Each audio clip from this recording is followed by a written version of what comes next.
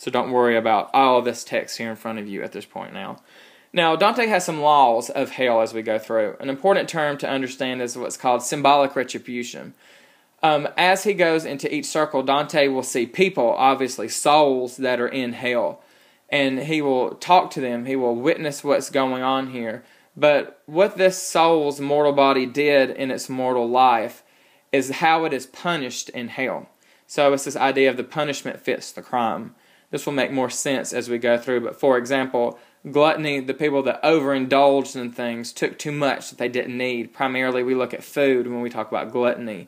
That is then punished symbolically in hell of this overindulgence. These people are forced to be stuck in waste and excrement the rest of their souls' lives, as all this waste is then thrown around them as they wasted so much in life. This concept is introduced in the third canto at the gates of hell as Dante begins it, and is mirrored all the way then throughout the Inferno. Next, some introductory terms that you need to know. An allusion. Because this is written and influenced by Dante's real life, he will allude to these people that he knows. He will make references to his historical events, to the Bible, to other literature figures, to other characters or events. Dante was a huge fan of Julius Caesar. The real Julius Caesar. He liked the idea of what Caesar wanted to accomplish in Rome, overtaking it, making it a monarchy to then pass down through the bloodline. He liked that kind of understanding. The first shared power, and then Caesar overtaking the power. And so you get a lot of reference then to ancient Rome here of what Caesar wanted to accomplish. And as well, as a certain side note, the characters that betrayed Caesar, Brutus and Cassius, are seen with Satan in the bottom level because of just how much Dante looked up to Caesar and then how he was destroyed and with his best friends. I've mentioned the term allegory. This text is literal. Dante is literally writing about his own journey through hell. There's a character named Dante. And it's told in first-person point of view. So Dante, the author, is telling his own story, and he gives his own name to it as he goes through. An allegory is an extended metaphor, then, where it has a double meaning. So, as I've said, Dante is literally going through hell, but Dante metaphorically represents the soul. Souls going on a journey. As we journey through our literal lives, we meet people that influence us. We make mistakes. We're supposed to learn from them. We sin. We're supposed to repent. And we're supposed to find out who we are and to give back and to make the most of our life. So this is the allegorical metaphor that you see in the Inferno. All of the symbolism then that we will talk about as we go through. I've mentioned symbolic retribution. The classic term is called contrapasso. So those are interchangeable. So the act of contrapasso, the act of symbolic retribution, is the same thing, where the punishment fits the crime. I've already defined what an epic poem is for you. Lengthy narrative, first-person poem. This is very close to Odysseus' journey through the Odyssey. Odysseus was an epic hero that had to fight monsters and villains and overcome this huge acts of heroism. That is the same thing that Dante does.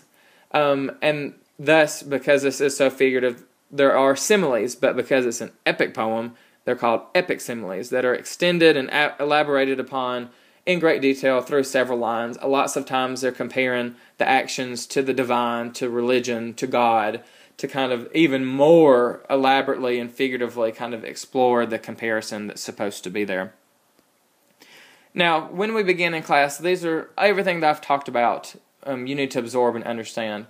And these are the things that we will continue to talk about as we go through. It's Dante's purpose in writing. Being exiled and kicked out of his town, not being with the woman that he truly loved first and then losing her, and not understanding why his political affiliation was so looked down upon, is why Dante then goes on this journey through hell. He's lost. He's a lost soul in real life, no longer has a home, and doesn't understand what he did wrong. So, the perfect setting for him to explore that then is hell, where souls go after having corrupt lives, as they must sit there and kind of then come to terms with what they've done then to kind of be forgiven and to be redeemed. I've mentioned to you Beatrice before. Something that's important in here, other than the influences on his writing and the organization I've discussed, is Beatrice and a character named Virgil.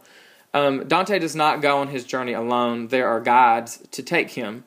The first guide is a character named Virgil. In real life, he is a person that existed in real life and is an ancient poet to whom Dante was inspired by growing up, and even modeled his own poetry, and thus the Divine Comedy modeled it after Virgil. So as Dante then explores hell, he needs somebody to help him, and who then to help him but someone that he can trust, and such as Virgil, someone he looked up to so much in his real life.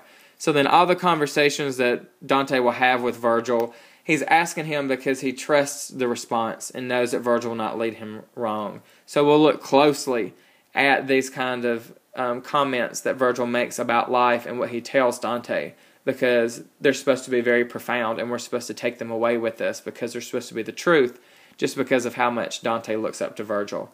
Now, as Virgil guides Dante through hell and allows him to get through safely, he then meets up with Beatrice, who leads him through purgatory, and then leads him then into paradise.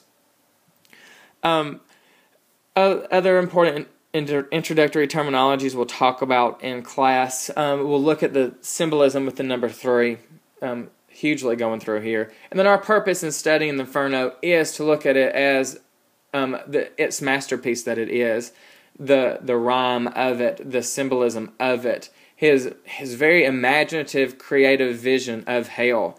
You get a lot out of it, and gives us a lot to talk about. So I'm hoping to open up more class time by doing this in advance for you to understand, so that we can really spend more time reading and assessing what he's talking about. And what he is talking about then is the commentary on human nature and society. You know, there is this idea of original sin. We all sin. So he's looking at sin personified in hell. Sin's very symbolic. And how then Dante can kind of come to terms with how his mortal life turned out, and to kind of give us this message of how to live with a purpose, what human nature is, and how we then function in society. So when it begins, Dante is 35 years old, and as the introductory canto will discuss with us, he's in a dark forest, which of course is very symbolic. And there is no sunlight. There's a huge mountain in the way, blocking the sunlight. Again, symbolism. And in order to then kind of get out, he needs help. He needs some kind of rescue, and that's where Virgil comes in. Virgil then enters hell with Dante on Good Friday in the year 1300. So Good Friday, they venture then into hell to make it through this symbolic dark forest that they're unable to find their way, and thus must go in through all of the sin, the symbolic sin. And they make it out in 3 days, which if you start on Good Friday, when do you get out of hell? Easter Sunday. So they arise from hell very symbolically on Easter Sunday with this huge awareness and this awakening that Dante has had now as he's kind of explored everything. So that's where we'll start together in class, looking at this dark wood of error, as it's called, and then Dante and Virgil entering the gates of hell, looking at limbo and the cowards and those who never made a decision in their lives, and then how sin progresses as we get through. I hope this made sense. I hope you get a lot out of it, and I hope when I finish here in the next 30 to 45 seconds, you will have the need then to go back and to make sure that you got it all. There's much more to say. This could have been several hours long to talk about it, but this is all of the important background information about Dante. I look forward to covering this with you, to seeing what you can do with it. And if you have any questions about this, please come see me. And I look forward to starting it very soon. Thanks.